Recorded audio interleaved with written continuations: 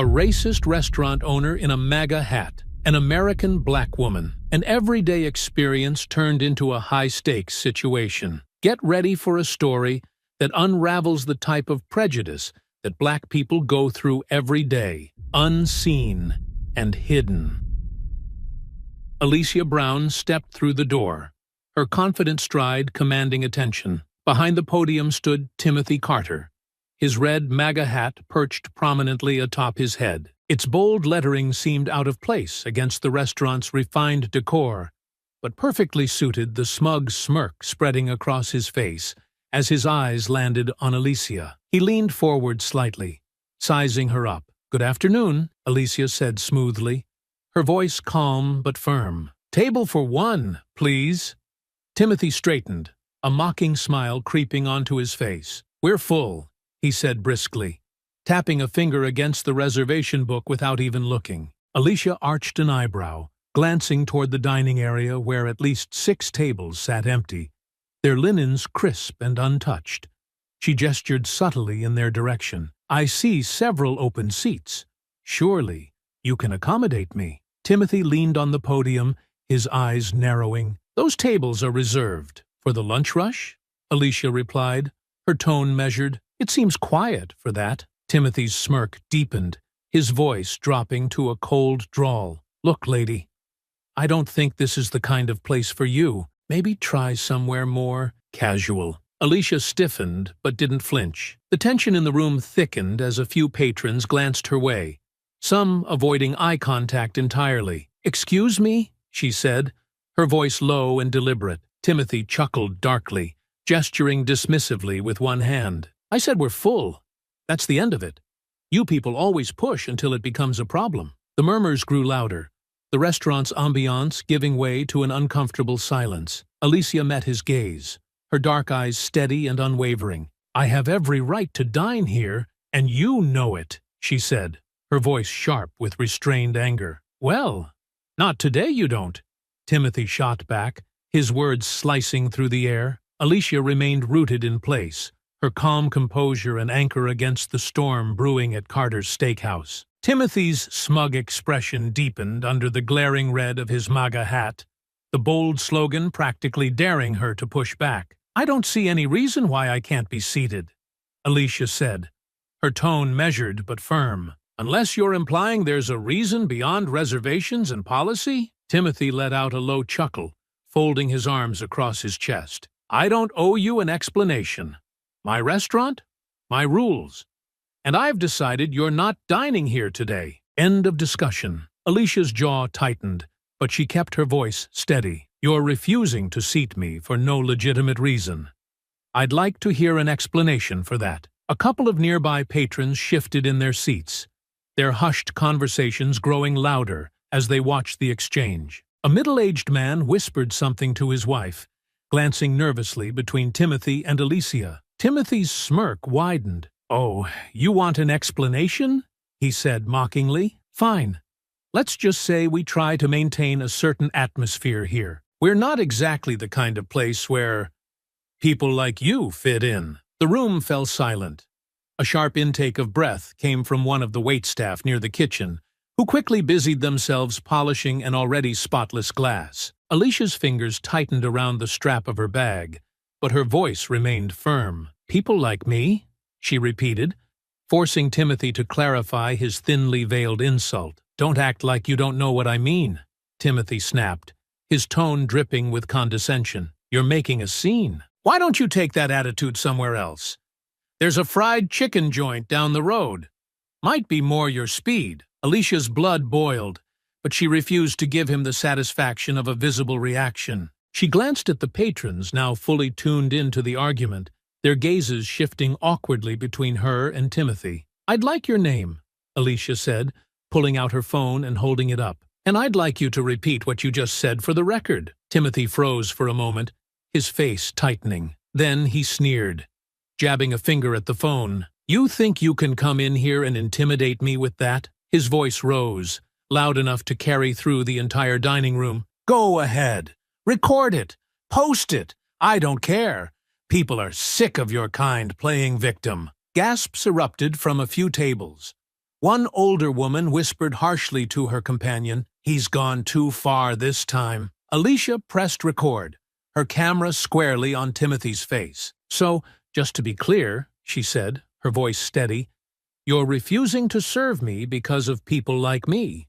Would you like to elaborate?" "You heard me," Timothy barked, his face reddening beneath the brim of his hat. "And if you don't leave right now, I'll have you thrown out." "Don't think I won't." Alicia's lips curled into a tight smile, her phone still recording. "Thrown out? For trying to eat in a restaurant? Or is there something else you'd like to add?" At that moment, the tension in the room became unbearable. A younger waiter hesitated near the podium, his eyes darting between Alicia and Timothy, unsure whether to intervene. Timothy's wife, Margaret, peeked out from the back office, her face pale as she took in the scene. "Get out!" Timothy bellowed, pointing toward the door. "I'm done wasting time on you. You're not welcome here." "I'll leave when you explain why I'm not welcome here," Alicia shot back, her voice calm but sharp enough to cut through the room. "That's it!" Timothy yelled, slamming his fist on the podium. "I'm calling the cops." The words hung in the air like a threat. Alicia didn't flinch. "Good. Call them," she said, lowering her phone but keeping it recording. "I'll wait right here, and we'll let them decide if it's legal for you to deny service based on race." Timothy froze again, his confidence wavering for the first time. His eyes darted to the patrons, several of whom were now watching him with wide eyes, their unease palpable. "You want to play that game?" Timothy growled, his voice lower now. "Fine. You'll regret this." He stormed toward the phone on the wall, his footsteps echoing loudly. Alicia stood tall, her phone capturing every moment. The restaurant seemed to hold its collective breath, the murmurs of the diners fading into silence as they waited to see what would happen next. The restaurant sat in a tense, uncomfortable silence as Timothy picked up the phone, his MAGA hat casting a shadow over his face. He pressed the receiver against his ear, glaring at Alicia as though daring her to stop him. "You want the cops involved?" he spat, his voice venomous. "Fine. I'll make the call. Let's see how much you like causing trouble when they show up." Alicia didn't move. Her phone remained steady in her hand, the camera trained on Timothy. "Go ahead," she said coolly. "Be sure to tell them exactly why you're calling." Timothy's knuckles whitened around the receiver, his bravado faltering slightly under her unwavering gaze. "Hello? Yeah? I've got a problem at Carter's Steakhouse," he began, his voice rising theatrically for effect. "There's a woman here causing a scene, refusing to leave after I've asked her to multiple times. She's being disruptive and aggressive." "Disruptive and aggressive?" Alicia repeated, her tone even but loud enough to carry across the room. She turned her phone slightly, panning to show the hushed, still patrons sitting at their tables, wide-eyed and silent. Timothy shot her a glare, his free hand clenching into a fist. "Yeah, that's right," he said into the phone, his words clipped. "She's filming me, too, trying to intimidate me. Can you send someone over?" He slammed the phone down without waiting for a response. Alicia folded her arms, her voice calm but edged with steel. "You just called the police on me because I wanted to sit and eat. You know that's harassment, don't you?" Timothy barked a harsh laugh, the sound echoing off the restaurant's polished wood walls. "Harassment? Lady, I'm the one being harassed here. You think you can come in, disrupt my business, and play the victim? Not happening. You're refusing service to me because of my race," Alicia said, her voice cutting through the room like a blade, "and now you're trying to use law enforcement to intimidate me. That's not just harassment. It's illegal." Timothy's face turned an alarming shade of red. But before he could respond, one of the patrons stood up. A middle-aged woman with neatly styled blonde hair and a designer handbag slung over her shoulder spoke up hesitantly. "Excuse me," she said, her voice trembling. "I've been sitting here watching this and—" "Mind your own business," Timothy snapped, his voice sharp enough to make her flinch. "This has nothing to do with you." The woman's lips tightened, but she sat back down, casting a sympathetic glance at Alicia. Timothy turned back to Alicia, jabbing a finger in her direction. You want to make this about race? Fine. I don't care. Call it whatever you want. But this is my restaurant, and I have the right to refuse service to anyone I choose. Alicia's lips pressed into a thin line, her phone capturing every word. Actually, no, you don't. You operate a public business, which means you're subject to anti-discrimination laws. Spare me the lecture, Timothy snapped. People like you are always looking for a fight, always trying to twist things to make it about yourselves. The room seemed to hold its breath. Alicia stepped closer, her phone still raised, her voice unwavering. And people like you think you can hide your racism behind your so-called policies. But the law is very clear. Discrimination is illegal, and there will be consequences for this. Timothy sneered, his voice dropping to a hiss. Consequences? You don't scare me. People like me built this country. You should be grateful we even let you through the door. A sharp gasp came from the back of the room, where Margaret had emerged, her face pale as she watched the scene unfold. She stepped forward as if to intervene, but froze when Timothy shot her a warning glare. I think you've said enough, Alicia said, her voice calm but cutting. You've made it clear what kind of person you are, and now everyone here knows it too. At that moment, the sound of a police siren wailed faintly in the distance, growing louder by the second. Timothy's smirk returned as he folded his arms. Looks like your little stunt's about to backfire, he said, his voice dripping with satisfaction. Alicia didn't flinch. We'll see about that, she replied. The patrons exchanged uneasy glances as the tension reached a breaking point. A couple near the window quickly paid their bill and left, unwilling to stick around for what was about to happen. The restaurant doors swung open, and a police officer stepped inside, their eyes scanning the scene. Alicia turned to face them, her phone still recording. Good afternoon, officer, she said evenly. I'd like to file a formal complaint about racial discrimination and harassment. Timothy's face contorted with disbelief. You've got to be kidding me, he sputtered, but his voice faltered as the officer's gaze turned toward him, eyebrows raised in silent question. Alicia held her ground, her heart pounding, but her voice steady. The confrontation just started, and now the real battle was about to begin. The police officer's presence did little to soften the tension that hung over Carter's steakhouse. The diners, previously whispering in hushed tones, now sat silent, watching the unfolding scene with wide eyes. Timothy stood tall by the podium, his red MAGA hat seemingly brighter under the chandelier light. Alicia, poised and unyielding, kept her phone steadily recording, her calm demeanor a stark contrast to Timothy's boiling anger. The officer glanced between them, his expression professional but tinged with unease. What's going on here? He asked, his voice cutting through the thick silence. I called you, Timothy said immediately, stepping forward and pointing at Alicia. This woman is causing a scene, disrupting my business, and refusing to leave after I told her we're full. Alicia let out a sharp breath, raising her phone slightly. Officer, that's not what happened. I came here to have a meal. He refused to seat me. Even though the dining room is clearly not full, she gestured toward the empty tables in plain view. When I asked for an explanation, he made it clear his decision was based on my race. That's a damn lie. Timothy spat, his voice rising. He jabbed a finger toward Alicia. She's twisting my words. She walked in here looking for trouble, and now she's trying to play the victim. The officer held up a hand, his tone firm. All right, both of you, calm down. Ma'am, do you have any evidence to support your claim? I do. Alicia's voice was steady as she turned her phone toward the officer. I've been recording the interaction since he first refused me service. He explicitly stated, I don't fit in here, and told me to try somewhere more casual. Everything is on video.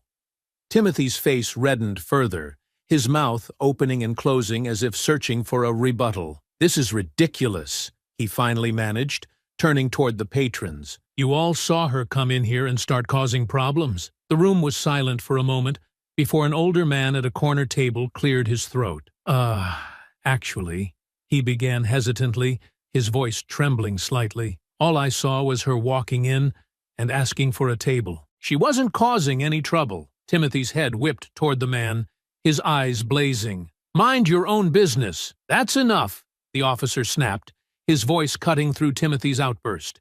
He turned to the man. Sir, you're saying you didn't see this woman being disruptive? The man nodded. That's correct.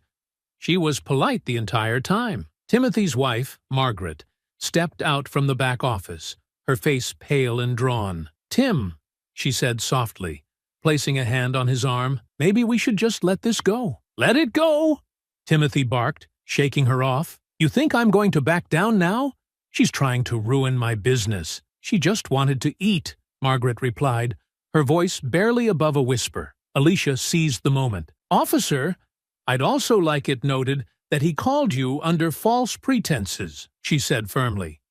He claimed I was being disruptive and aggressive, yet there's no evidence to support that. The officer nodded, his pen scratching against a notepad as he jotted down her words. Understood, ma'am. I'll include that in my report. He turned to Timothy. Sir, do you have anything else to add? Timothy sneered, his voice dripping with contempt. Yeah, I've got something to add. This is my restaurant, and I'll run it how I see fit. If I don't want to serve her, that's my right. The officer raised an eyebrow. Actually, it's not. If you're refusing service based on race, that's a violation of state and federal anti-discrimination laws. Timothy's face flushed an even deeper red. I didn't refuse her because of her race, he shouted. I told her we're full, and that's the end of it. The officer gestured to the empty tables. It doesn't look full to me. A soft murmur rippled through the room. Several patrons exchanged uneasy glances, their discomfort growing. A younger woman at a nearby table stood up suddenly, her cheeks flushed. I've been coming here for years, she said, her voice trembling with anger. I'm ashamed to say that now. Sit down, Timothy barked, his voice cracking. No, she shot back, her voice gaining strength. You think you can treat people like this and get away with it? Not anymore. She grabbed her purse and stormed out, glaring at Timothy as she passed. Alicia glanced at the officer, her voice calm but resolute. I'd like to file a formal complaint, and I'll also be pursuing legal action. This isn't just about me. It's about holding people like him accountable. The officer nodded, handing her a card. Here's my contact information. You can follow up with me, and I'll include everything in my report. Timothy glared at Alicia, his fists clenched. You're going to regret this, he hissed. Alicia turned to face him fully, her voice sharp and unyielding. No, you are. As she walked toward the door, the restaurant seemed to exhale collectively. Some patrons avoided her gaze, while others nodded subtly in solidarity. Outside, Alicia stood by the patrol car, her phone still in hand as the officer took her statement. Timothy watched from the window, his face a mask of rage, as Margaret stood silently behind him, her expression unreadable. The seeds of justice were firmly planted, but the fight was far from over. Alicia finished giving her statement to the officer outside the restaurant. The late afternoon sun bathed the street in a golden glow, but the tension from Carter's steakhouse followed her out like a dark cloud. She tucked the officer's card into her purse and thanked him, her calm demeanor never wavering. As she turned to leave, the restaurant door slammed open behind her, making her flinch. Timothy stormed out, his face beet red beneath his glaring red MAGA hat. His movements were erratic, his anger boiling over. You think you can just walk away from this? Timothy barked, his voice loud enough to turn heads from passers-by. You think you can waltz in here, disrespect me in my own restaurant, and get away with it? Alicia stopped mid-step, turning slowly to face him. Her posture was composed, but her heart pounded. She had seen anger like this before, uncontrolled, blinding, and dangerous. Sir, I've said everything I needed to, Alicia replied, her voice firm but measured. I suggest you do the same before you make this situation worse for yourself. Worse for me? Timothy spat, stepping closer, his towering frame looming over her. His voice dropped to a threatening growl. You don't scare me, lady. I don't care about your videos, your complaints, or your so-called rights. People like you think you can bully people like me. But let me tell you something. You're in my town now. You don't belong here." The officer, still standing nearby, cleared his throat. "Mr. Carter, I suggest you calm down. This isn't helping your case." Timothy ignored him, his eyes locked on Alicia. "You think you're so smart, don't you? Walking in all high and mighty, looking down on us like we're nothing. You don't know who you're messing with." "I know exactly who I'm dealing with," Alicia shot back, her tone unflinching. "A man who hides behind his privilege and his ignorance because he's too small to face the truth." The words hit like a slap, and Timothy's hand twitched as though he wanted to reach for her. The officer immediately stepped between them, his voice firm. "That's enough. Back off, Mr. Carter." Timothy pointed a shaking finger at Alicia, his voice shaking with rage. "You'd better watch yourself. People like you always push too far, and one day you'll get what's coming to you." A small crowd began to gather, curious bystanders drawn by the commotion. Alicia noticed the mix of disgusted and shocked faces, but she kept her eyes on Timothy. "Is that a threat?" she asked, her voice as sharp as a blade. Timothy hesitated, realizing he had spoken too loudly. "It's a fact," he sneered, taking a step back but still glaring. "People like you think you're untouchable. Well, let's see how untouchable you are when this town turns its back on you." The officer moved closer to Timothy, his voice sterner now. "That's enough, Mr. Carter. I'm warning you. Any further aggression, and I'll have to take action." Timothy laughed bitterly, throwing his hands in the air. "Oh, of course. You're taking her side, too. This is what's wrong with this country. Catering to people like her while hard-working folks like me get trampled on." The crowd murmured louder now, some shaking their heads in disbelief. A young woman in workout clothes pulled out her phone, aiming it at Timothy. "Unbelievable," she muttered, her camera catching his every move. "You're digging your own grave," Alicia said calmly, her voice cutting through his rant. "And now, everyone here sees exactly who you are. You can't hide behind your restaurant, your money, or your slogans anymore." Timothy's fists clenched at his sides, his face twisting with impotent rage. The officer stepped closer, his hand resting on his belt. "Mr. Carter, this is your final warning. Leave now, or I'll have to detain you." Timothy sneered at the officer, but finally stepped back, his chest heaving with unspent anger. He jabbed a finger at Alicia one last time. "This isn't over," he growled, before storming back into the restaurant, slamming the door behind him. The tension in the air seemed to ease as the door closed, and the small crowd began to disperse. The young woman with the phone approached Alicia, her expression apologetic. "I got that whole thing," she said. "If you need another video for your case, I'll send it to you." "Thank you," Alicia said, giving the woman a small smile. She took a deep breath, her heart still pounding. The officer turned to Alicia, his face softer now. "Are you all right?" he asked. "I'm fine," Alicia replied, her voice steady again. "I've dealt with people like him before, but this time I'm going to make sure he faces the consequences." The officer nodded, his tone professional once more. "If you need to add anything to your complaint, just contact me. And be careful. He seems unstable." Alicia nodded. "Thank you, officer." As she walked away, the weight of the confrontation settled over her, but she felt no fear, only determination. Timothy's threats and outbursts had only strengthened her resolve. This wasn't just about her anymore. It was about standing up to people like him and ensuring justice was served. The next morning, Alicia sat in the quiet of Rachel Collins's office, sunlight streaming through tall windows onto a desk cluttered with legal textbooks and case files. Rachel, a sharp-eyed attorney known for taking on discrimination cases, leaned forward as she scrolled through the video on Alicia's phone. Timothy's angry, red-faced tirade echoed through the small office, his words impossible to misinterpret. "This is as clear-cut as it gets," Rachel said, pausing the video.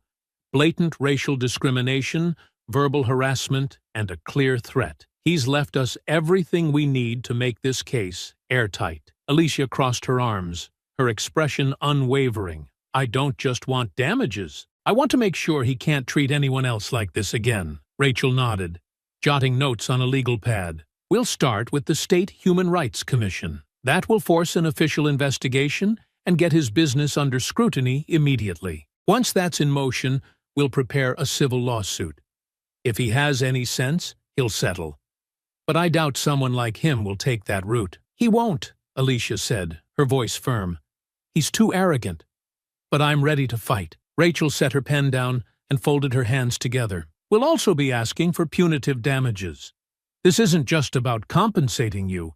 It's about making sure he feels the consequences of his actions and sending a message to others like him. Good, Alicia replied. He's been getting away with this for far too long. Rachel tilted her head, studying Alicia closely. This isn't going to be easy. People like Timothy Carter thrive on playing the victim, especially when their behavior is exposed. Are you prepared for the attention this will bring? Alicia met her gaze steadily. I've dealt with worse.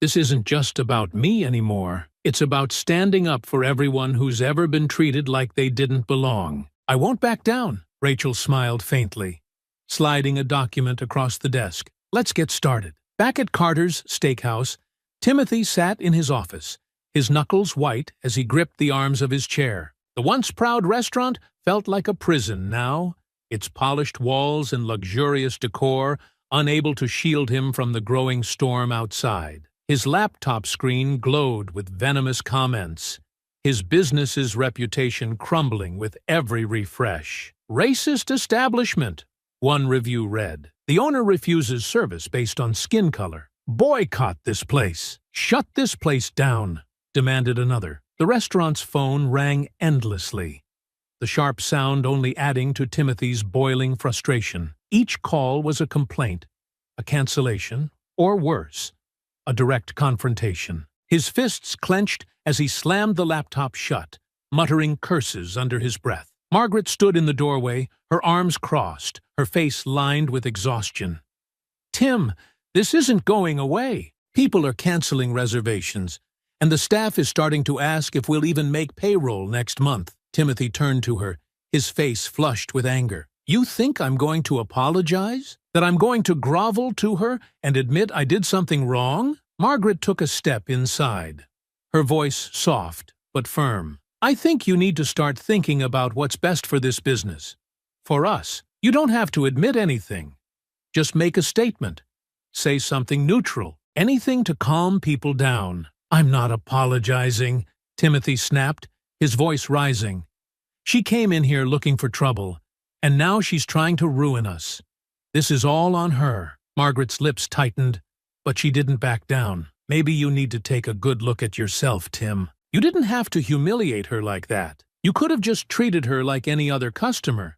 But you didn't, and now we're paying the price. I treated her exactly how she deserved to be treated, Timothy growled, slamming his fist on the desk. This is my restaurant, and no one tells me how to run it. Margaret shook her head slowly, her voice quieter now. You're too proud to see what's happening.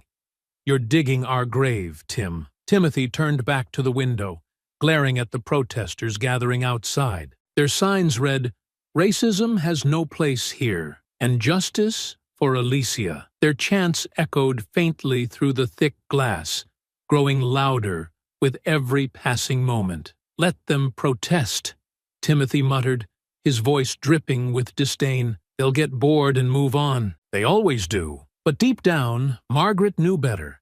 She could see the writing on the wall, even if Timothy refused to. That evening, Alicia sat on her couch, her laptop open as messages poured into her inbox. The video had reached far beyond her social media, shared by local news outlets, activists, and even national platforms. The comments, though overwhelming, fueled her determination. "Thank you for standing up," one person wrote. "We need more people like you to fight back against this kind of hatred." "I'm so sorry you went through this," said another. "Stay strong.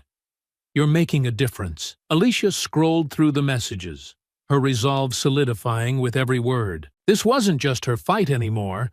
It was a fight for every person who had ever been silenced, humiliated, or told they didn't belong. She closed her laptop and leaned back, her mind racing with the road ahead. Timothy Carter thought he could intimidate her, silence her, and walk away unscathed. But he was about to learn exactly what it meant to face the consequences of his actions. The protests outside Carter's steakhouse swelled with each passing day. What began as a handful of demonstrators had grown into a crowd that spilled onto the nearby sidewalks, their chants audible from blocks away. Signs painted with bold letters declared, "Racism ends here," and "Justice for Alicia," waving high above the heads of locals, activists, and curious onlookers who had gathered to see the commotion. Timothy stood at the window of his office, his jaw clenched as he watched the growing crowd. His restaurant's once pristine reputation was now in ruins. The lunch rush had dwindled to a trickle of die-hard loyalists,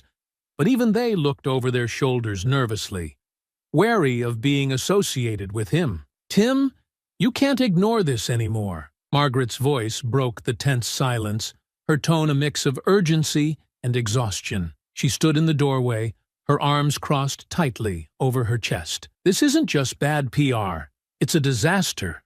We're hemorrhaging money." Timothy didn't turn away from the window. His fingers tapped a restless rhythm on the windowsill as he muttered, "I'm not giving in to them." "You're not giving in?" Margaret snapped, her voice rising. "You're not giving in, but you're also not doing anything." The phone won't stop ringing with complaints. The staff is panicking, and half our suppliers are threatening to cut ties. Timothy finally turned to face her, his expression hard. "So, what do you want me to do, Margaret? Crawl to that woman and beg her forgiveness? Admit I did something wrong when I didn't?" Margaret threw her hands up in frustration. "I want you to save what's left of this business before there's nothing left to save." Timothy's sneer deepened. "They'll get bored," he said, gesturing toward the protesters outside. "They always do. The media will find another story, and this will blow over." "Look outside," Margaret shot back, pointing toward the window. "Does that look like it's blowing over to you?" Timothy didn't answer.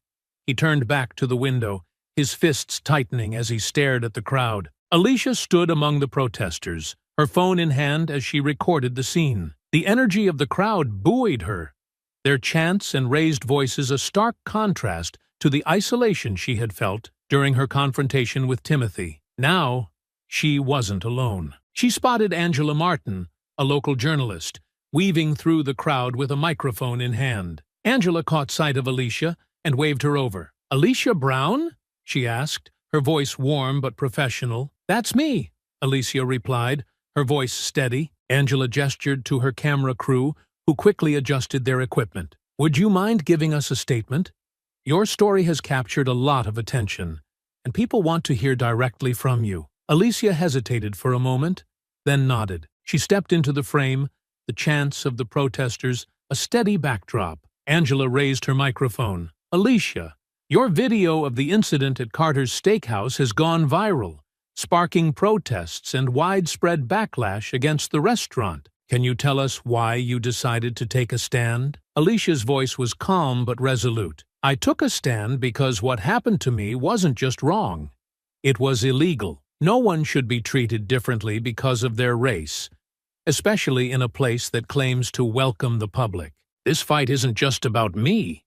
It's about holding people accountable and making sure that no one else has to go through what I did." Angela nodded, her expression thoughtful. "What do you hope to achieve with this fight?" "I want accountability," Alicia replied firmly. "Not just from Timothy Carter, but from everyone who enables this kind of behavior. And I want people to know that they have the right to stand up against discrimination, no matter where it happens." Angela smiled faintly, lowering her microphone. "Thank you, Alicia. Your courage is inspiring to a lot of people." As the interview wrapped up, Alicia felt a tap on her shoulder. She turned to see a young woman holding a sign that read, "Your fight is our fight." The woman's face was flushed, her voice trembling as she spoke. "Thank you for doing this," the woman said. "My mom went through something similar a few years ago, but she didn't have the strength to fight back. Seeing you stand up, it means a lot." Alicia smiled,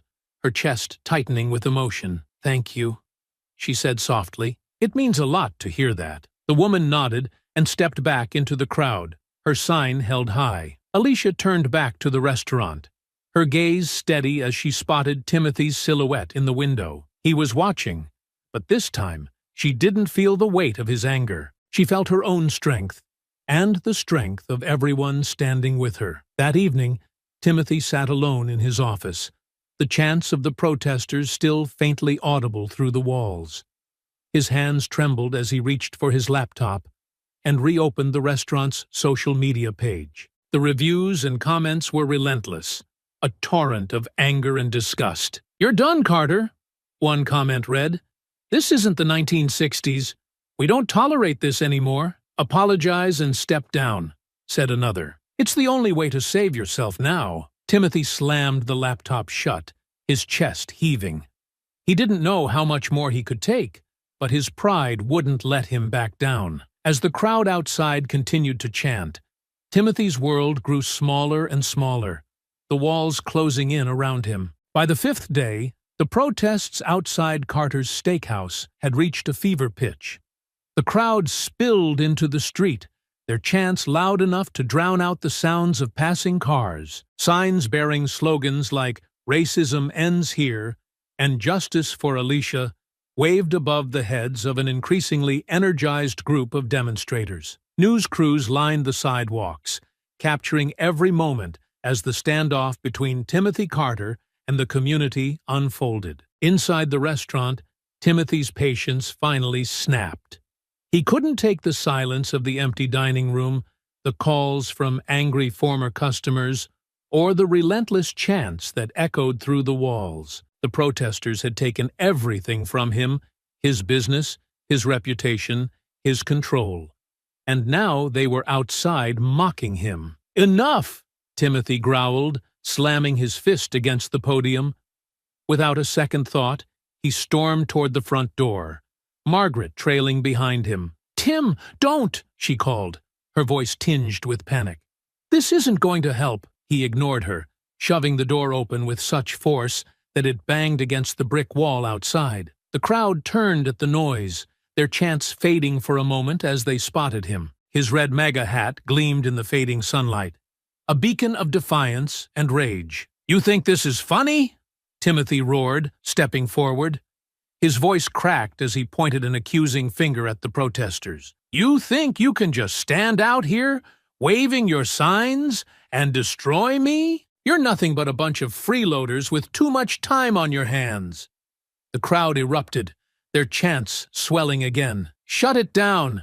Shut it down!" they shouted in unison. Timothy's face reddened further. He stomped toward the nearest protester, a young man holding a sign that read, "Justice for Alicia." "You think you're a hero, huh?" Timothy snarled. "You don't know anything about me, about my business. You're just following the mob." The young man didn't back down, holding his phone steady as he recorded Timothy's tirade. "The whole world knows what you are," he replied, his voice calm but firm. "Oh, shut up!" Timothy snapped, his hand jerking forward as though he wanted to grab the phone. The young man flinched but didn't move, his eyes locked on Timothy's face. "Get back!" another protester shouted, stepping between Timothy and the young man. She was a middle-aged woman, her face set with determination. "You can't intimidate us." "I'm not trying to intimidate you," Timothy bellowed, his voice shaking. "I'm trying to save my business, my livelihood. But you people don't care about that. You just want to destroy everything I've worked for." "Destroying?" the woman shot back. "You're the one who humiliated a black woman in front of your entire restaurant. You're the one who made this mess." The crowd cheered in agreement, their chants rising once more. "Shut it down! Shut it down!" Timothy turned in a circle, his arms raised as if to quiet them. "You don't understand," he shouted, his voice cracking. "She came in here looking for trouble. She wanted this to happen. She wanted you to refuse her service?" the young man said incredulously, still holding his phone. "She wanted you to insult her, threaten her, and call the cops on her? That's what you think? You don't know what it's like," Timothy roared. "You don't know what it's like to work hard your whole life, to build something from nothing, only to have it torn apart by people who don't belong here." The crowd gasped, his words cutting through the air like a knife. A hush fell over the protesters for a moment, the weight of his statement sinking in. "Don't belong here?" someone shouted from the back of the crowd. "What the hell does that mean?" Another voice called out. Timothy realized his mistake too late. His mouth opened and closed, but no words came out. The crowd surged forward, their voices growing louder, angrier. "Racist!" someone shouted. "Apologize!" yelled another. Timothy backed up a step, his bravado faltering. "You don't understand," he said again, his voice cracking with desperation. "I didn't mean apologize," the crowd chanted. "Apologize! Apologize!" Margaret stepped out of the restaurant, grabbing Timothy's arm. "Tim, stop!" she hissed. "You're making it worse." Timothy yanked his arm away, turning to glare at her. "I'm not apologizing to these people," he snapped. "I didn't do anything wrong." The police officers stationed nearby stepped forward, their hands hovering near their belts. One of them raised a hand, trying to calm the crowd. "Everyone, let's keep this peaceful," he said, his voice carrying over the noise. The protesters pulled back slightly, their chants continuing but losing some of their intensity. Timothy, his chest heaving, glared at the crowd one last time before storming back into the restaurant. Margaret followed, her face pale with anger and frustration. Inside, Timothy slammed the door and leaned against it, his breaths coming in short, ragged gasps. "They don't get to win," he muttered, more to himself than to Margaret. "They don't get to ruin me." Margaret stared at him, her arms crossed tightly over her chest. "You've already ruined yourself, Tim," she said softly. In the days leading up to the court proceedings,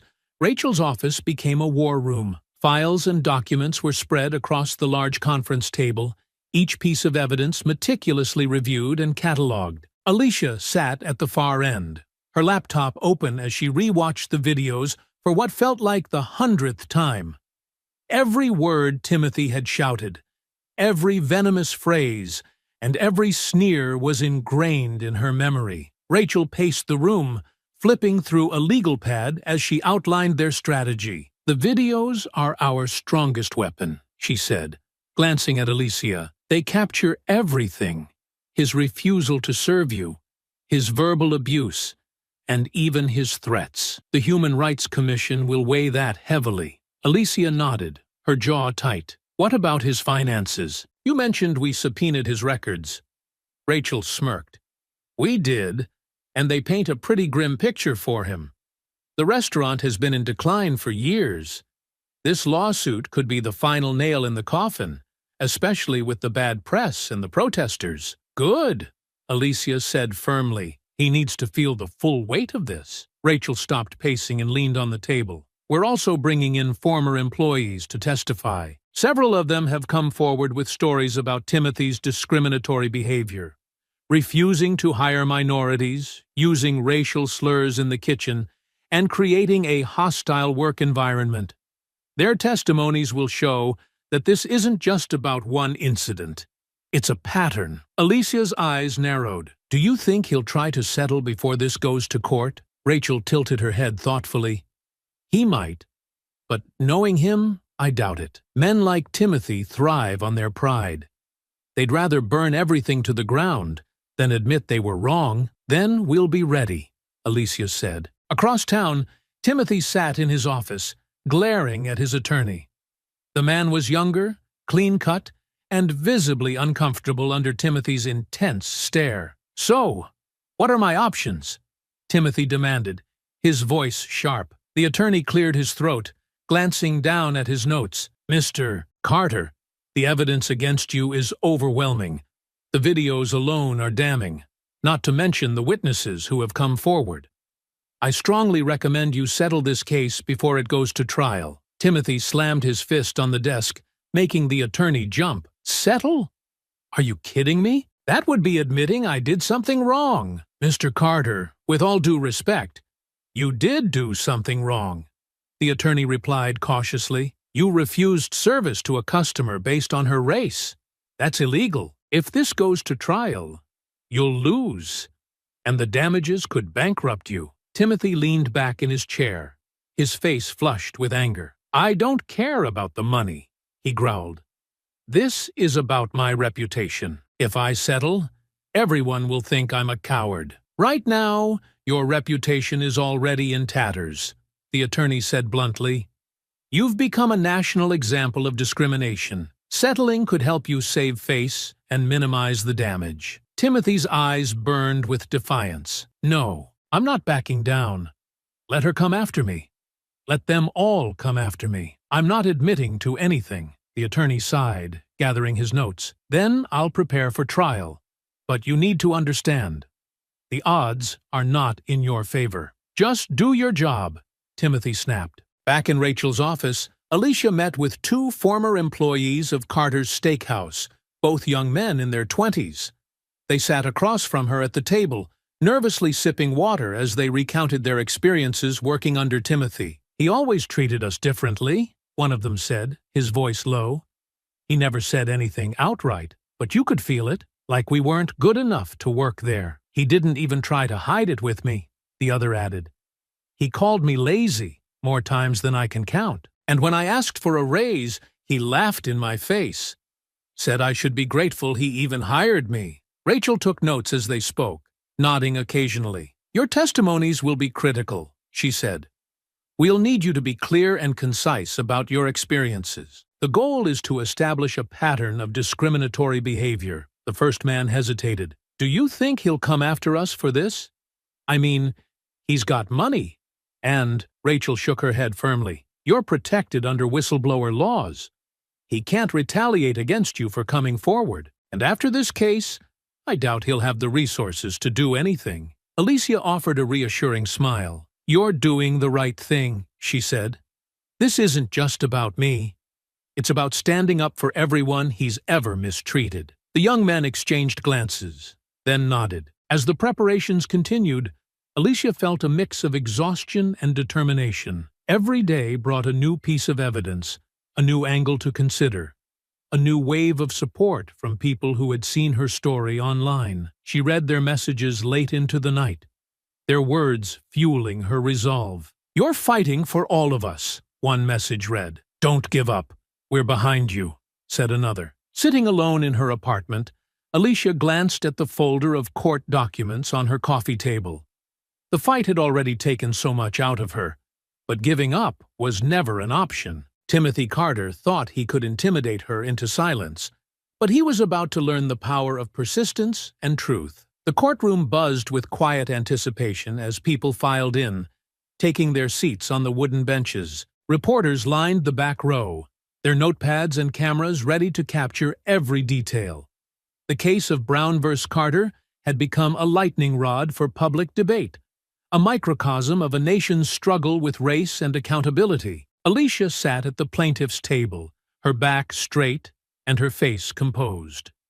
Rachel Collins sat beside her, shuffling through papers with calm precision. Across the room, Timothy Carter slouched in his chair, his jaw tight. His lawyer, a young man with a neatly pressed suit, whispered something to him, but Timothy waved him off, his glare fixed on Alicia. "All rise," the bailiff called, his voice ringing through the room. The judge, an older man with a stern face and a commanding presence, entered and took his seat. "You may be seated," he said, his voice measured. Rachel stood first, her heels clicking softly against the floor as she approached the jury. "Ladies and gentlemen," she began, her tone clear and deliberate, "this case is about accountability. It's about standing up to discrimination and holding those in power responsible for their actions." She gestured toward Alicia. "My client, Alicia Brown, walked into Carter's Steakhouse on an ordinary day, expecting to be treated like any other customer. Instead, she was met with hostility, humiliation, and outright discrimination. Mr. Carter refused to serve her, not because of her behavior or any legitimate reason, but because of the color of her skin." Rachel paused, letting her words hang in the air. This wasn't just an isolated incident. This was a violation of the law, and a violation of basic human decency. And today, we're here to ensure that justice is served. As she returned to her seat, Timothy's lawyer stood, buttoning his suit jacket as he approached the jury. "Ladies and gentlemen," he began, his tone measured but defensive. "My client, Timothy Carter, is a small business owner who has dedicated his life to building a successful restaurant. He's a hard-working man who made a judgment call, one that's been unfairly twisted into something it's not." He gestured toward Alicia. "Ms. Brown is claiming discrimination. But let's not forget, my client has the right to refuse service to anyone for any reason. This case is nothing more than an attempt to destroy a man's livelihood over a misunderstanding." Alicia's hands tightened in her lap, her nails digging into her palms. Timothy's lawyer returned to his seat, casting a smug glance in her direction. The first witness was called to the stand, a former employee of Carter's Steakhouse. The young man fidgeted nervously, his hands clasped tightly as he faced the courtroom. "Please state your name for the record," Rachel said, her voice calm and reassuring. "Darren Williams," the young man replied, his voice trembling slightly. "Darren, can you tell the court about your experience working for Mr. Carter?" Darren swallowed hard before answering. "I worked at Carter's Steakhouse for about a year. During that time, I saw Mr. Carter treat certain employees and customers differently because of their race." Timothy shifted in his seat, his face darkening as he muttered something to his lawyer.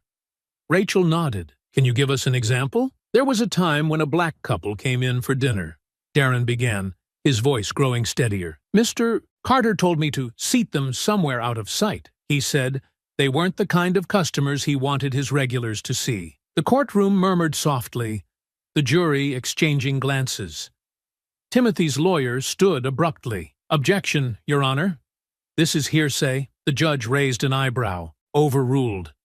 The witness is recounting a direct instruction from the defendant." Rachel continued. "Darren, did you ever hear Mr. Carter use racially charged language?" Darren hesitated, glancing nervously at Timothy before nodding. "Yes, he called me lazy once and said I was lucky to have a job. And he used slurs in the kitchen when he thought no one could hear." A sharp intake of breath rippled through the courtroom. Alicia's jaw tightened, but she kept her gaze fixed on Darren, willing him to continue. "Thank you, Darren," Rachel said, her voice steady. "No further questions." Timothy's lawyer approached the stand, his tone sharp. "Darren, you said you worked at Carter's Steakhouse for a year. Why didn't you quit if you were so unhappy?" Darren shifted uncomfortably. "I needed the job. It was hard to find work." "Or maybe," the lawyer said, leaning closer, "you're exaggerating because you've got a grudge against my client. Isn't it true that you were fired for being late?" Darren flushed, his voice rising. "I was late once, and I apologized." "Once?" the lawyer interrupted. "Or multiple times?" Rachel stood quickly. "Objection. Badgering the witness." "Sustained," the judge said. Timothy's lawyer smirked but stepped back. No further questions. As Darren stepped down, Rachel called Alicia to the stand. The room fell silent as she walked forward, her movements deliberate and confident. Once sworn in, Rachel began her questioning. "Alicia, can you describe what happened when you walked into Carter's Steakhouse that day?" Alicia recounted the events in vivid detail. The cold reception, Timothy's refusal to seat her, and his venomous words. Her voice was steady, but the emotion in her words was unmistakable. "He said I didn't belong there," she concluded, her voice firm. "Not because of anything I did, but because of who I am." The courtroom was silent as Alicia's words settled over the room, her voice steady, despite the emotional weight of her testimony. She sat upright in the witness chair, her hands folded in her lap, her expression calm but resolute. The jury's eyes were fixed on her, some leaning forward as if trying to catch every detail of her story. Rachel stepped closer to the witness stand, her tone gentle yet firm. "Alicia, when Mr. Carter told you that you didn't belong there, how did that make you feel?" Alicia hesitated, her eyes flickering to the jury before settling back on Rachel. "It was humiliating," she said, her voice clear but tinged with emotion. "I felt small, like I didn't matter, like I wasn't worthy of being treated with basic respect. It wasn't just about being denied a seat. It was about being told in no uncertain terms that I wasn't good enough to exist in that space. Rachel nodded, allowing a moment for Alicia's words to sink in. "And how did you respond?" "I stood my ground," Alicia replied. "I told him he was violating my rights, and I recorded the interaction because I knew no one would believe me otherwise. But inside, I was angry and hurt. I've faced discrimination before, but this was different. It was so blatant, so unapologetic." Rachel turned toward the jury, her voice growing more forceful. Alicia recorded the interaction because she knew it would be her word against his. And she was right. Without that recording, Mr. Carter would have been free to deny what he said, to twist the narrative. But the evidence speaks for itself. Rachel paused, letting her words resonate before continuing. "Alicia, why did you decide to pursue legal action against Mr. Carter?" Alicia's gaze didn't waver. "Because this isn't just about me. It's about everyone who's ever been made to feel less than, who's ever been told they don't belong because of the color of their skin. If I don't stand up to people like him, who will?" The silence in the courtroom was broken only by the faint scratching of pens as reporters jotted down her words. Rachel nodded, her expression one of quiet pride. "Thank you, Alicia. No further questions." As Rachel returned to her seat, Timothy's lawyer stood, buttoning his jacket as he approached the witness stand. "Ms. Brown," he began, his tone sharp and calculating, "you've painted my client as some kind of villain. But isn't it true that you could have left quietly that day, instead of escalating the situation?" Alicia raised an eyebrow, her posture unchanging. "I could have left," she admitted. "But why should I have to? Why should I be forced to leave a public establishment because the owner decided I wasn't good enough to be there?" Timothy's lawyer smirked, pacing in front of the jury. "So, you stayed to prove a point?" "I stayed because I have a right to exist in the same spaces as anyone else," Alicia replied firmly. The lawyer turned, his expression hardening. "And isn't it true that you were recording the interaction to provoke a reaction from my client?" "I recorded the interaction to protect myself," Alicia shot back, "because I knew there would be people like you who would try to twist the truth." The lawyer's smirk faltered for a moment before he pressed on. "You claim that my client's words hurt you deeply. But isn't it also true that you've used this situation to gain attention for yourself? Your video has gone viral, after all." Alicia's expression didn't change. "I didn't ask for any of this. I would have preferred to have my meal in peace, like anyone else. The attention this has brought wasn't my goal, but if it helps shine a light on discrimination, then so be it." The lawyer narrowed his eyes, his voice growing sharper. "You've painted yourself as a victim. But isn't it possible that my client simply made a mistake? That his refusal to serve you had nothing to do with your race?" Alicia leaned forward slightly, her voice calm but cutting. "A mistake? He told me I didn't belong there. He told me to try somewhere more casual. And when I refused to leave, he called the police and threatened me. Does that sound like a mistake to you?" The lawyer faltered, his face tightening as he glanced toward Timothy, who sat rigidly at the defense table. The courtroom was silent, all eyes on Alicia, as her words hung in the air. "No further questions," the lawyer said finally, his voice stiff. As Alicia stepped down from the witness stand, the atmosphere in the courtroom shifted. The jurors exchanged glances, their expressions thoughtful. The weight of her testimony lingered, her words painting a vivid picture of the humiliation and injustice she had endured. Rachel gave Alicia a reassuring nod as she returned to her seat, but Alicia barely noticed. Her heart was pounding, her hands slightly trembling as she folded them in her lap.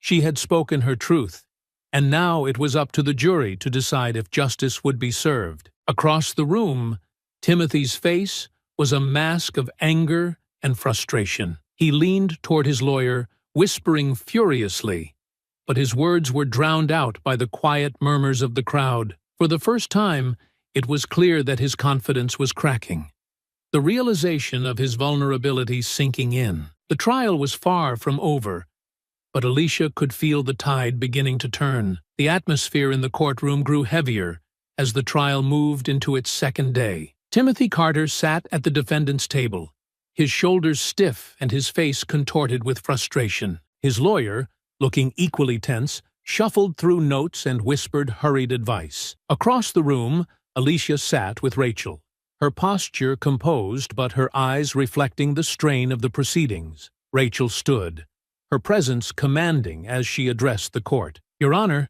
we'd like to call our next witness, Angela Martin." Angela, a seasoned journalist and one of the first reporters to cover Alicia's story, approached the stand with calm confidence. After being sworn in, she adjusted the microphone and met Rachel's gaze. "Ms. Martin," Rachel began, her tone steady, "you were present at the protests outside Carter's steakhouse. Can you describe what you observed?" Angela nodded. "I was there as a reporter, covering the growing backlash to Mr. Carter's actions. The crowd was peaceful, diverse, and passionate. They were there to stand against discrimination and demand accountability." "And what happened when Mr. Carter confronted the protesters?"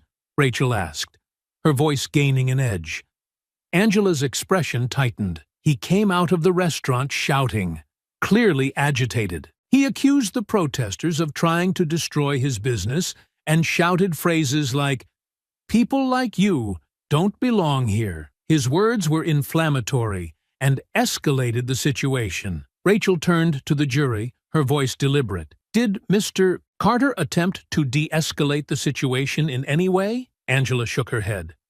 "No, quite the opposite. His behavior only fueled the tension. It was clear he wasn't interested in dialogue, only in asserting his authority." Timothy's lawyer stood quickly. "Objection, Your Honor. Speculation." "Sustained," the judge replied.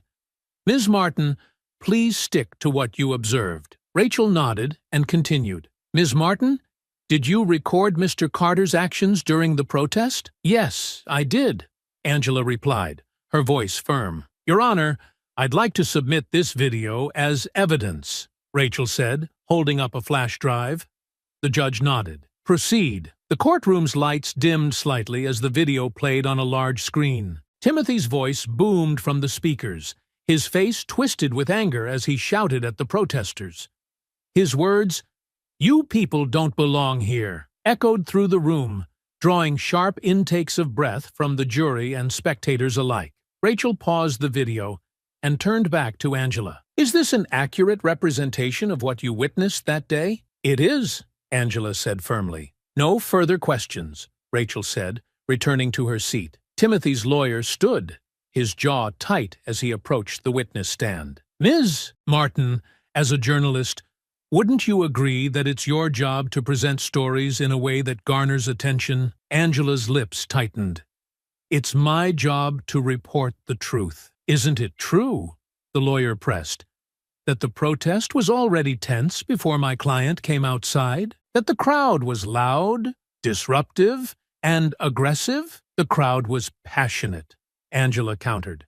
"But they were peaceful until Mr. Carter escalated the situation." The lawyer's tone sharpened. "And isn't it possible that the video you provided was edited to cast my client in the worst possible light?" Angela didn't flinch. "The video is unedited. What you saw is exactly what happened." The lawyer's mouth tightened, but he nodded curtly. "No further questions."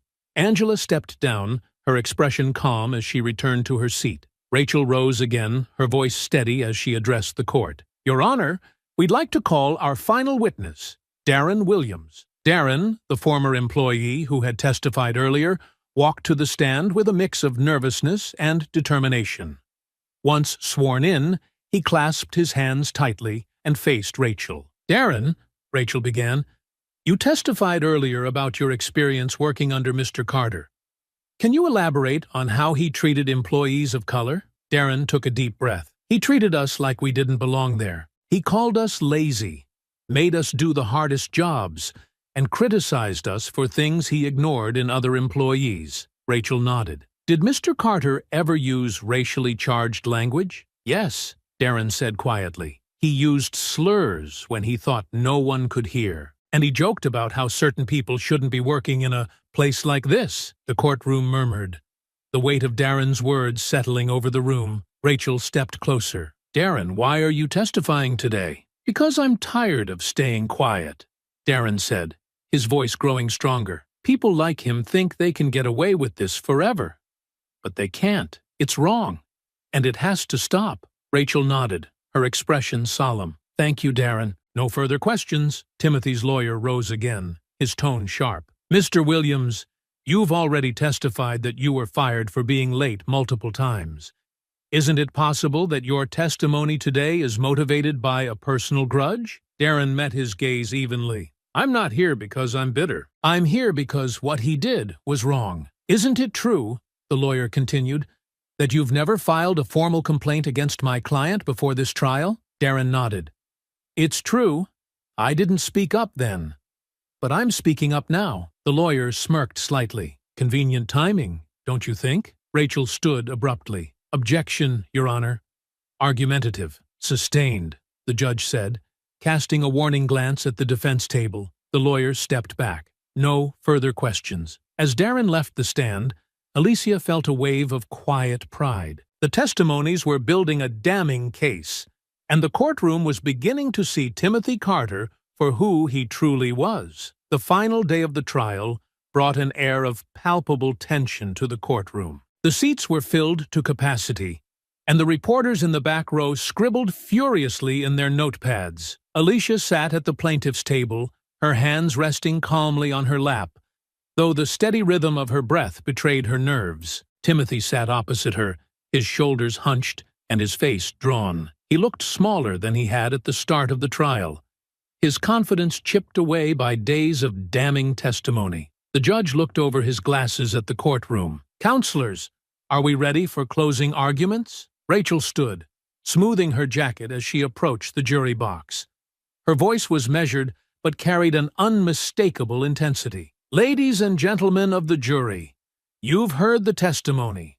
You've seen the evidence. This case is about more than one incident of discrimination. It's about accountability, fairness, and the courage to stand up against injustice. She gestured toward Alicia. My client didn't ask for this fight. She walked into Carter's steakhouse expecting a meal, not a confrontation. She was polite, calm, and reasonable, but she was met with hostility, humiliation, and an attempt to strip her of her dignity, all because of the color of her skin. Rachel paced slowly, her words deliberate. Mr. Carter has tried to justify his actions as a misunderstanding, but the evidence tells a different story. The video footage, the testimonies of former employees, and Mr. Carter's own words paint a clear picture of someone who believes he can treat people differently based on race. This is not just morally wrong, it's illegal. She turned to face the jury directly, her voice softening but losing none of its conviction. Alicia Brown stood up not just for herself, but for everyone who has ever been told they don't belong. Your decision today has the power to send a message that this kind of behavior will not be tolerated. Rachel stepped back to her seat, her gaze steady as she returned to Alicia's side. Timothy's lawyer rose, his expression tight as he approached the jury. Ladies and gentlemen, he began, his tone defensive, we've heard a lot of accusations in this trial, but let's not lose sight of the facts. My client is a small business owner who has dedicated his life to his restaurant. He made a judgment call that day, and while it may have been misinterpreted, it was not motivated by racism. He gestured toward Timothy. Mr. Carter has faced a media firestorm, protests, and threats to his livelihood because of this incident. He is not a perfect man, but he is not a racist. This case has been blown out of proportion by people with an agenda. The lawyer paused, his tone softening. Think about the precedent this case sets. If we punish business owners for every perceived slight, where does it end? Please don't let one misunderstanding ruin a man's life. He returned to his seat, his shoulders slumping as he whispered something to Timothy, who refused to meet his gaze. The judge addressed the jury. Ladies and gentlemen, you have heard the arguments and seen the evidence. It is now your duty to deliberate and reach a verdict. Court is adjourned until the jury has made its decision. The sound of the gavel echoed through the room, and the jury filed out. Alicia exhaled slowly, the weight of the moment pressing down on her. Rachel placed a reassuring hand on her shoulder. "You were incredible," Rachel said softly. "Now we wait." The wait felt interminable. Hours stretched on as Alicia paced the courthouse hallway, her heart pounding with every passing second. Timothy sat at the other end of the hall, glaring at the floor, his lawyer whispering in his ear. Finally, the bailiff emerged, his expression unreadable. "The jury has reached a verdict," he announced. Everyone filed back into the courtroom, the air thick with anticipation. Alicia's stomach churned as she took her seat, her hands gripping the edge of the table. The jury foreman stood, holding a piece of paper in his hands. He cleared his throat, his voice steady as he spoke. "In the matter of Brown versus Carter, we find the defendant, Timothy Carter, guilty of racial discrimination and harassment." The words rang through the courtroom like a bell. Alicia felt a surge of relief and vindication, her eyes welling with tears as Rachel gave her a firm nod. The judge continued, "The jury has also determined that punitive damages are warranted and implement mandatory anti-discrimination training at his establishment." A murmur rippled through the courtroom as Timothy slumped in his seat, his face pale and his hands trembling. Margaret, who had sat silently behind him throughout the trial, lowered her head, her expression unreadable. The judge banged his gavel. "Court is adjourned." Alicia stood, her knees slightly weak, but her spirit soaring. Supporters in the gallery clapped softly, and Rachel leaned in close. "You did it," she said quietly. "We did it." Timothy stormed out of the courtroom without a word, his lawyer trailing behind him. Alicia watched him go, the sight of his retreating figure a stark reminder of the fight she had endured. As she stepped outside, the crowd of supporters erupted into cheers. The sun was shining, and for the first time in weeks, Alicia felt the weight on her shoulders lift. She raised her hand in a small wave, the noise of the crowd washing over her like a balm. This wasn't just her victory. It was a victory for everyone who believed in justice. The courthouse steps buzzed with energy as Alicia emerged into the sunlight, the crisp air filled with cheers and chants. Supporters crowded the plaza, waving signs that read, "Justice for Alicia," and "Racism has no place here." A sea of reporters swarmed forward, their cameras and microphones jostling for position as they tried to capture the moment. Alicia paused at the top of the steps, taking a deep breath. For weeks, she had carried the weight of this case, fighting for her dignity and for a broader principle. Now, standing in the light of victory, she felt a mix of relief and determination. Rachel stood beside her, leaning in to whisper, "This is your moment, Alicia. Speak from the heart." Alicia nodded and stepped forward, raising her hand to quiet the crowd. "Today's verdict is not just a victory for me. It's a victory for everyone who has ever been told they don't belong," she began, her voice steady and clear. "It's proof that standing up to injustice, no matter how daunting it may seem, can lead to real change." The crowd erupted into applause, their cheers echoing down the city streets. Alicia glanced at the rows of supporters, many of whom had stood with her throughout the trial, holding signs and chanting for justice. "This fight was never just about me," Alicia continued, her voice growing stronger. "It's about every person who has ever been silenced, who has ever been made to feel less than, who has ever been told they don't have a place. Discrimination has no place in our communities, in our businesses, or in our country. And today, we've sent a message. That behavior will not be tolerated." Tears welled in Alicia's eyes as the crowd roared their approval. She stepped back, allowing Rachel to guide her down the steps. The crowd surged forward, supporters reaching out to shake her hand, offer hugs, and express their gratitude. A young woman approached, clutching a sign that read, "Your fight is our fight." She hesitated for a moment before speaking, her voice trembling. "Thank you," she said softly. "What you did today, it gives people like me hope. My family's been through so much. Seeing you win means everything." Alicia's heart swelled with emotion. She placed a hand on the woman's shoulder and smiled warmly. "Thank you for being here," she said. "This fight isn't over, but we've taken a big step forward." The woman nodded, tears brimming in her eyes as she stepped back into the crowd. Alicia turned to Rachel, who gave her a small nod of approval. Across town, the mood inside Carter's Steakhouse was somber and oppressive. The once bustling restaurant was dark and empty, its chairs stacked neatly on tables and its polished bar untouched. Timothy Carter stood behind the counter, his hands gripping the edge of the bar as he stared at the empty dining room. The verdict had been a public humiliation, but the financial fallout was even worse. Customers had abandoned the restaurant in droves, suppliers had severed their contracts, and the bank had frozen his accounts. The business he had spent decades building was unraveling before his eyes. Margaret entered quietly, carrying a clipboard and a stack of invoices. She set them on the bar with a sigh. "The bank called again," she said, her voice tinged with weariness. "They've officially pulled the loan.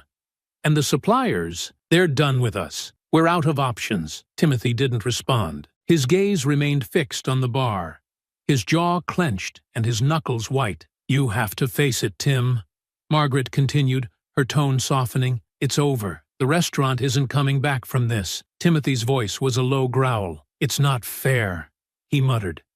"She ruined everything. She turned everyone against me." Margaret's patience finally snapped. "No, Tim. You did this to yourself," she said, her voice rising. "You refused her service. You humiliated her. And instead of apologizing, you doubled down on your arrogance and hatred. She didn't make you say those things. She didn't make you shout at those protesters. Those were your choices, and now you're paying the price." Timothy glared at her, but he couldn't muster a response. He turned away, his shoulders sagging under the weight of her words. Margaret took a deep breath, her tone softening once more. "You're losing everything, Tim. The restaurant, the respect of this community, and maybe even me. But this isn't just about what you've lost. It's about what you could have saved if you'd only swallowed your pride." Timothy didn't reply. He simply stared out the window at the darkened street, his reflection a ghost of the man he used to be. Back at her apartment, Alicia sat on her couch, the quiet a welcome contrast to the chaos of the courthouse. She set her bag down and leaned back, letting out a long breath. For the first time in weeks, the tension in her chest began to ease. Her phone buzzed on the coffee table, lighting up with a flood of messages. She picked it up and scrolled through them, her heart swelling as she read words of encouragement and congratulations. "You're an inspiration, Alicia. Thank you for standing up for what's right. This is a win for all of us. Justice served." One message in particular caught her attention. "You didn't just fight for yourself. You fought for all of us. Thank you." Alicia set the phone down, her eyes brimming with tears. She had started this fight to demand justice for herself, but along the way, it had become about so much more. It was about showing others that they didn't have to accept injustice, that they had a voice and the power to make it heard. The next morning, Alicia met Rachel at a small cafe near the courthouse. The two women sat by the window, their coffee cups steaming as they reflected on the case. "What happens now?" Alicia asked, stirring her drink thoughtfully. "Well," Rachel began, leaning back in her chair, "Carter's Steakhouse will be under mandatory anti-discrimination oversight. Not that it'll matter much.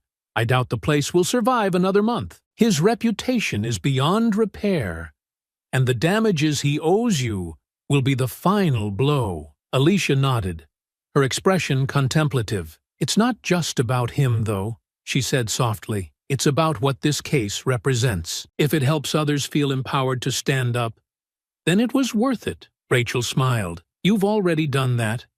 You've shown people that fighting back can lead to real change. You've made a difference, Alicia." Alicia returned the smile, lifting her cup in a small toast. "To making a difference." Rachel clinked her cup against Alicia's. "And to holding people accountable." In the weeks that followed, the impact of the trial rippled outward.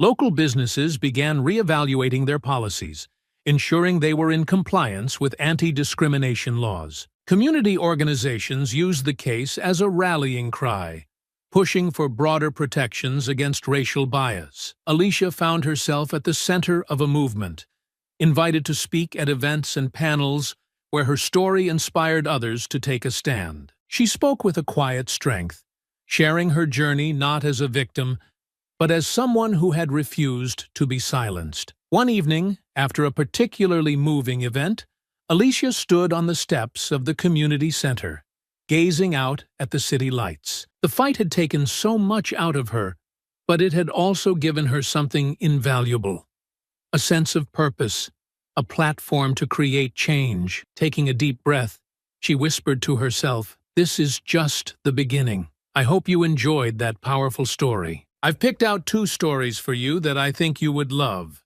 Have a great day.